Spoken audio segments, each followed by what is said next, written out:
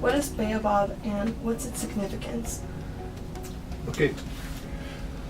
Baobab is a fruit that grows primarily in sub-Saharan Africa. There are a few trees in places like Australia, Indonesia, and the Caribbean, but very few. On the other hand, it's very common in sub-Saharan Africa.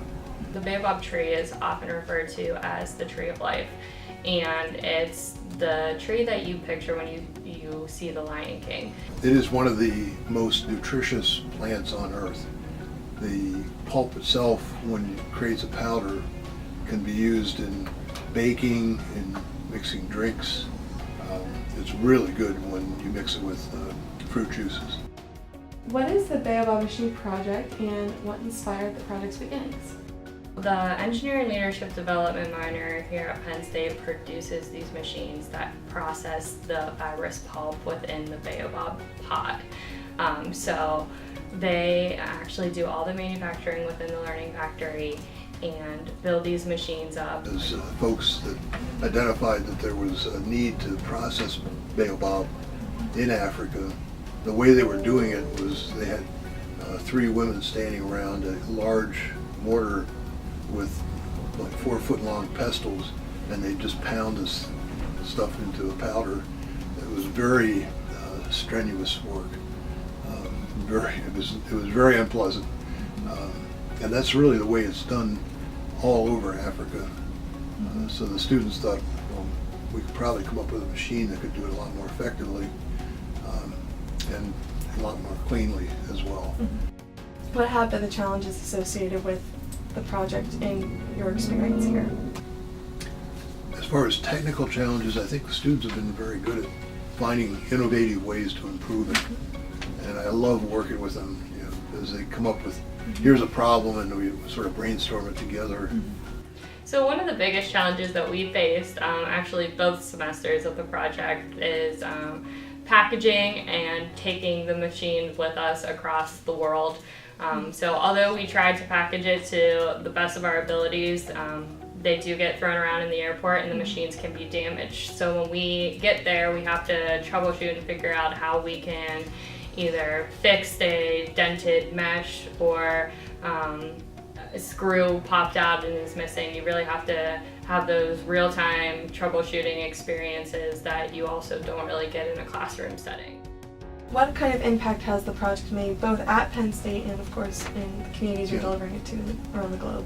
Well, let's start with Penn State. I would say that the ability for the students to travel to Africa in a fairly inexpensive trip.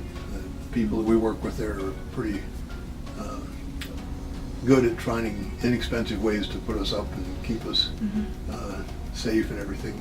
So it's been, I think the trips have been really good. The students get a different perspective on the world. For me, as a participant within the Engineering Leadership Development minor, I think it really helped me gain the confidence to be a part of an engineering team, to apply those project management, troubleshooting, problem-solving skills that I learned within this program, and then apply them into the real-world setting after graduation. Now, as far as the benefit to the people that are using the machines, one of the things that I feel very good about is that we work with a woman in Nairobi, and she actually started up a small business based on the first machine we delivered to her. That was a little over 4 years ago. And so this is a package of powder that she gave us, each of us that were visiting this past March. We've actually brought a more modern, an improved machine to her, so now she has 2 of our machines. And so she's been able to build a business that started out based on our machine. It's expanded into a few other products as well. So we feel really good about that. Describe the future impact you foresee for this project, and ultimately, what is your vision for the whole endeavor? As I said, we've been doing this for probably 8 years, maybe even a little bit longer. And while the machine has evolved, our ability to get it out into the field is very limited. We can only produce maybe 3 machines a year here Or one thing we're doing this semester is we're taking a look at who could build these machines in Africa. Mm-hmm. So we've got requests out to folks in South Africa, Kenya, Benin, and Senegal.